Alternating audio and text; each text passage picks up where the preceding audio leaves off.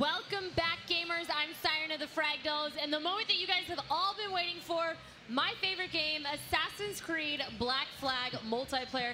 I'm joined by my two favorite devs from our Annecy studio. How you guys doing? We've got Tim Browne, the lead game designer. Yeah, I'm very good, thank you. So energetic. I know you guys have been on long flights to get here to New York. Yeah. And Etienne, you are the content manager. How's it going, you guys? I'm doing awesome. I'm doing awesome. Awesome. So what exactly are your guys' roles within the dev team? You go first. Well, pretty much as a content manager on Assassin's Creed Multiplayer, what I do is I work on everything that's not about the game, but that's not gaming, but that goes out. So trailers, videos, screenshots that we put out, that's pretty much what I work on. Everything content related is this man right here. So if there's any mess ups, blame it on him. Exactly. And what does a lead game designer do? Okay, so a lead game designer is in charge of all the designers who are responsible for the multiplayer. So I run the design team. We're responsible for balancing, for different game modes or new features and things, which we'll come to in a minute, and pretty much that. So you're not only in charge of the game. Do you have to manage people, the real people too? I have to deal with people as well. That's a hard role right there in itself. So Etienne, we're gonna get right into it. So I know we've had multiplayer in Assassins before. Kind of run down. This isn't the first time that we've seen it. Yeah, we started back in introducing multiplayer in 2010 with Brotherhood, and since that game, every year the team has been working really hard to not only improve the game itself, but also add up some content and make it better and better at every installment that we ship out. And this year, I'm really happy because it's by far the best Assassin's Creed multiplayer we've ever put out. It's huge, it's awesome, and I love it. Yeah, I'm so excited, and I'm glad that it's October. So biggest differences that you can tell us for maybe some of the past multiplayers to this one right now in Assassin's Creed Black Flag? Yeah, okay, so where do I start? Like Etienne said, biggest Assassin's Creed ever. And we're introducing a brand new feature called Game Lab, which you've already mentioned on the stream, which we're going to be playing in just a minute, one of the modes we created in-house. We've got improvements to Wolfpack. We've got a whole ream of new things, just like introducing clans like properly in-game this year. Clans. I'm excited for exactly, clans. I heard yeah, about Clans of Packs, which you gave us a reveal for. Super excited for. She'll do a clan. She'll build one. Oh, yeah? I'm going to have one if nobody steals it. So I don't even want to say what the name of it is because I know somebody at home will be like, I got my game before you, and start it. Excellent. So go over a little bit about the Game Labs. Give us a little bit more in depth about it. Okay, so like I say, Game Lab it allows you to create your own modes, but it's basically you take one of the 6 existing game modes. We allow you to play around with over 200 different parameters. And what's really cool about this, and what we're very excited to see, is we're basically giving the power to the player. The player is going to be able to mess around with the game mode. They can share with their friends. We're going to be tracking all the modes that get created, and the most popular modes, they're going to be put into what we call a public playlist, which means potentially you guys could be making a game mode that could be played by like millions of players. And we can't wait to see what the community comes up with. So like their own little designers in a sense. Yeah, well, making my life easier. Yeah. Have there been any cool modes that you guys have made in the studio so far that you guys have been kind of playing out and testing? Well, we showed Pistolier at PAX, and we're gonna play Frantic today, which is actually a very good example of how you can twist the gameplay and really make something that's completely different from what you would expect from past multiplayer games. So tell us, I know we did play Pistolier at PAX. Tell us maybe the difference between Pistolier mode and what all the players today have been playing for Frantic. Okay, so Pistolier mode was a way we showed the power of Game Lab to show that you could basically make a game mode where only gun kills would work and things like that. With Frantic, we've changed it up a little bit, and what we're doing is we're allowing players to we're simplifying the rules, but still keeping like quite a fast pace, hence being called Frantic. Basically, any good action, kills, stuns, kicking people on the ground when they're dead. Yes, ground finish. That'll give you 1 point. And yeah, so it's really simple. You'll see low-scoring games, but that doesn't mean they're not going to be fast, action-packed games. And yeah, you're going to see us playing that in just a minute, I think. Awesome. So now, give me some of your best tips and tricks for Frantic mode. Okay, for me? For you, personally, give me a tip and trick. I'm going to start off being stealthy. Okay. But if I start doing well, which hopefully I will, and I'll have more pursuers, then I'm probably going to be moving a bit quicker because I'm going to be not going to be able to defend myself against the like multiple pursuers. So then I'm going to start using some of the new new ability, time phase. I'm going to use that to try and stop people from chasing after me. And I'll be using disguise a lot, I think. Got it. I love the disguise. So now, I mean, one of the biggest things too with Frantic mode is everybody's kind of on the same playing field. There's no, I mean, in this mode, everybody's got the same abilities. I mean, how, especially with the players that we've been seeing, how have the players been doing? I mean, throwing them in on a game mode that they've never played before, maybe not used to. I mean, has it been difficult for them? No, I think a lot of players have picked it up really, really easily. The rules are kind of simplified. You know, we're not making players choose which ability set in this game lab mode. Obviously, players will be able to do that and change things up. But people have been picking up really easily. We've been seeing some pretty good action going on. I know you guys were commentating on it, and we were watching that while they were playing. So that was really, really cool. And yeah, so very excited to see people playing. They seem to be picking it up really easily. That looks awesome. So I know we have tons of new characters in this multiplayer. Maybe we could talk a little bit about some of the characters, who your guys' favorites are. Okay. Etienne? I think I'm always having a hard time picking because I got like a couple favorites. I think my favorite would be the Puppeteer because she has those very acrobatic kill moves that I just really like. She's the one that does the hip move. She like jumps on the hips and yeah. Yeah. Okay, little sexy moves there. Who's your favorite character? It's got to be the Dandy. He's like the one that splits the division. Some people love him, some people hate him. But I think he's very cool. He's quite badass. So yeah, he's definitely my favorite. I'm gonna have to go with Lady Black. Okay. I think Lady Black is my favorite. But there are different, I mean, tons and tons of characters too. And hopefully we get some awesome DLC content that always comes out for the multiplayer. Can you guys talk a little bit maybe about the community that's behind Assassins? I know your guys' community is awesome and it's really big. It's one of probably Ubisoft's biggest communities too, is for the Assassins brand. Our community is great, and it actually helps us out a lot making the game better. And Tim knows a lot about this. Yeah, so a lot of community contact me on Twitter, which I have no problem with. I love constructive criticism. If people have good things to say or bad things to say, it's great. You know, we're all about reading the forums. A lot of the dev reads the forums, and you can get in contact like via Twitter and things like that. It's always interesting to see what people say. Game Lab, in fact, came partly from what people were saying. We knew that some players have favorite abilities. Some people say, oh, this ability is kind of overpowered or something like that.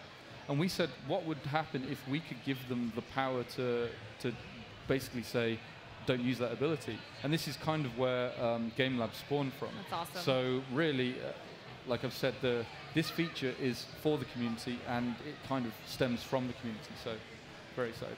So I know cosplayers, being in New York, I mean, the Assassins fans and the cosplayers that come out, like what have been the best cosplayers that you guys have seen? Not only at just this event, but maybe some past events that you've gone to? We have some fantastic multiplayer cosplayers. Yeah, the attention to detail. You go in on some of the little sewing clothes and stuff, and they sewing right here. There you go, exactly. And you have that's the other thing. Assassin's Creed cosplay seems to be appealing to all the ages. We've got a young man down here, but you know, you see all sorts of ages, and also we have some fantastic female cosplayers, which I think is cool. We had some epic cosplayers from both multiplayer and solo at San Diego Comic-Con. It was like high level. I think too, having the Assassin's Creed pirate ship there kind of helped. Probably pulled in quite a few cosplayers out to that event. Yar. Yar. Was that a yar? That? I mean, you're so quiet. It was like yar. It sounded like a meow. A meow, yar. I'll do a proper yar later. Yar. I mean, yeah, we don't have swords this time. We're gonna have to get those. So, I mean, in development for you guys, how long has it taken? Like, how long have you guys been working on the multiplayer? So we initially start sort of midsummer talking about it, but we were also finishing AC3. So you could say sort of a year and a half, roughly, but full development, it's been more like just under a year now. And obviously, that's pretty fast. Yeah, and but. So is the whole year crunch time then, technically? No, it's not all crunch. It's close to, but it's not all crunch.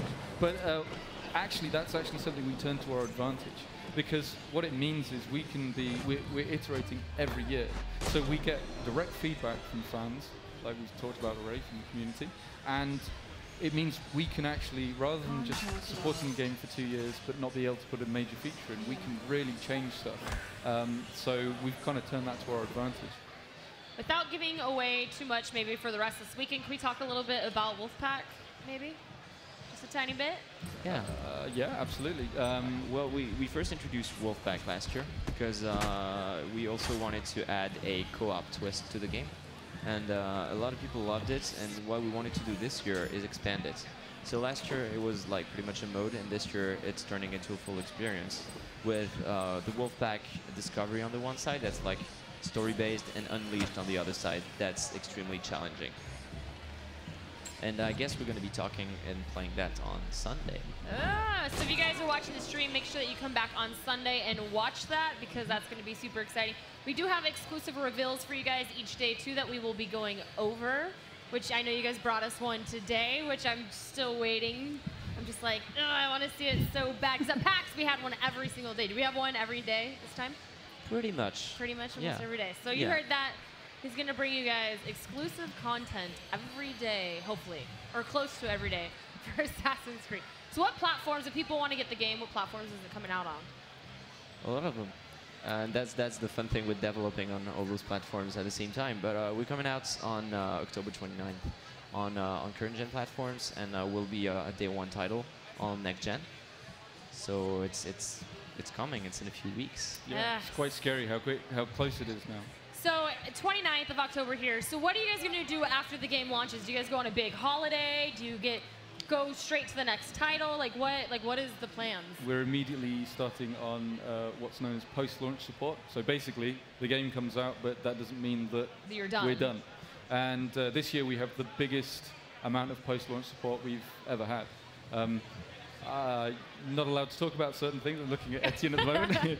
We might have some stuff maybe. Don't get me in trouble. Yeah, maybe later on throughout this event, maybe we'll reveal a little more. Okay, but we've got some very cool stuff. Events are coming back. Events were really popular last year. We're bringing those back, and they're going to be even better with new stuff that I'm not allowed to talk about. Oh, it's so fun not being able to talk about stuff. It's like we're going to talk about the stuff that we can't talk about, so we're not going to talk about it. Exactly. Absolutely. It leaves everybody in suspense, because when you have a game that's, coming out and it's new, you want to know about it, but you don't want to know, because you want that excitement to still be there when you get a game, absolutely. right? And that's the biggest thing, too, is I had someone ask the best question. When you walk into, say, GameStop here in the States, and you already know everything about the game, do you want someone to know all about your game already, because there's so many other titles out there, or do you not want to ruin it? Like, how do you find that balance? So, like, often people ask questions, like on Twitter, ask you direct questions and things like that. And it's really tough. You've worked on this game. You're really excited to tell them, but at the same time, it's a bit like saying, "I'm really excited about this new movie," and you speak to the director, and the director then tells you the whole plot. And so there's no, it's totally spoiled. You may enjoy it, but you're not going to enjoy it as much. And so it's really tough coming up with suitable answers that don't give too much away. And we've given a lot away already, but we've still got some surprises. There's story stuff coming back this year, which we haven't spoiled and won't be spoiling. So yeah. And the way I see it is, you may know a lot of stuff about a game when it comes out, but as long as you haven't played it, as you're not actually into it, then it's not the same thing. It's not experiencing the actual thing. So let's talk a little bit about the maps. I know there's tons of different maps in multiplayer. It's not only the characters that are important and the abilities. It's actually, where you're playing and the map that you're playing on. There can be super large maps to tiny maps. So talk a little bit maybe about the maps in the multiplayer. Okay, where do I start? We've got 8. I know there's a ton. 8 new maps coming this year. 2 we're going to be revealing shortly, I think. But what can I say? We introduced the idea of organic maps last year, and we've continued it this year. There's more traditional street-type maps, the sort of thing that people from ACR really enjoyed. So you've got that kind of thing. But then on top of that, we've got some other maps which more organic, feel more natural, a bit like more like a real-life location where the community is kind of built into it. So, awesome. So like Saba Island, for example, the first map we revealed, that's kind of like a cove or like a cave system where they've built up around it, and we've got more stuff like that, which is very cool. That's the one thing I like about working on a pirate game, is that you get to the Caribbean is your playground, and we could select the prime and the greatest locations, and it adds a lot of variety to the game. We have some maps that are more about city gameplay, stealth, using small streets and building, like Havana, that we revealed at PAX actually, and some that we're going to take a look at that are more about being in the wilderness and more open spaces, and it really does affect the way people play on them and experience them. So you know what? Why don't we take a look at those map reveals? Yeah, absolutely. So we have map reveals today. So we're going to go over 2 maps that they brought to show us. So we're going to take a look at them right now. So we're going to roll the footage for those.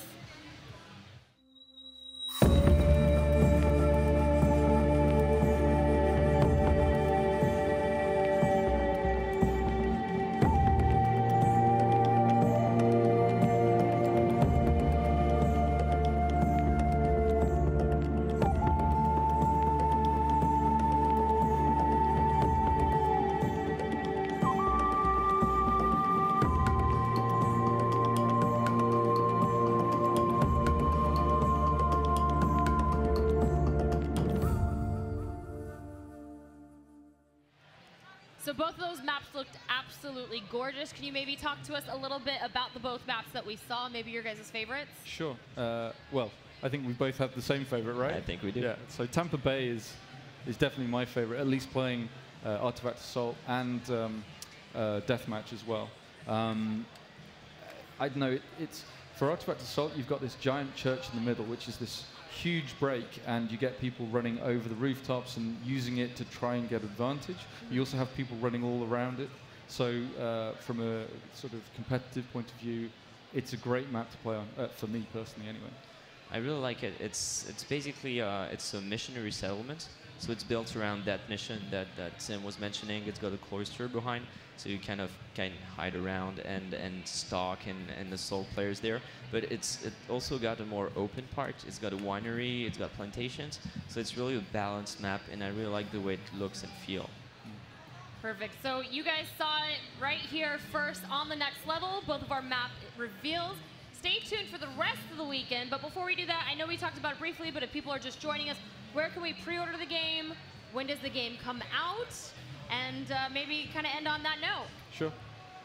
Well, the game comes out in like less than 3 weeks now. It's October 29th. October 29th! Yes. We can't wait to see you guys online, play with you. Start our clans. Yeah. Join your clan maybe. Start creating the Game Lab modes. Start getting those out in the open. You can really tell I really want to play Game Lab with other players, right? So where can people get the game pre-order? You can pre-order it online. If you're here at the show, like you guys, you can go around the back of the booth, pre-order it right now. You get special goodies and things like that. And then, of course, any of the main retailers, you'll be able to pre-order that too. Perfect. So you guys heard it here first, October 29th. Make sure that you guys go get your copy of Assassin's Creed Black Flag. We're going to jump on the multiplayer, play with these guys. Where can we find you guys on Twitter? Yeah, absolutely. So I'm at Nitch, N1TCH. Easy. Yeah. And I'm at E_Michon.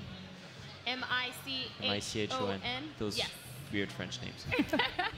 So thank you, gentlemen, so much for joining us. Make sure that you guys at home come back tomorrow. We're going to be going over some more exclusive reveals. We're going to be doing some gameplay with these two gentlemen right here. So make sure you come back. And we're going to jump to a quick commercial break. And when we come back, we're going to get back to more gameplay. So stay tuned.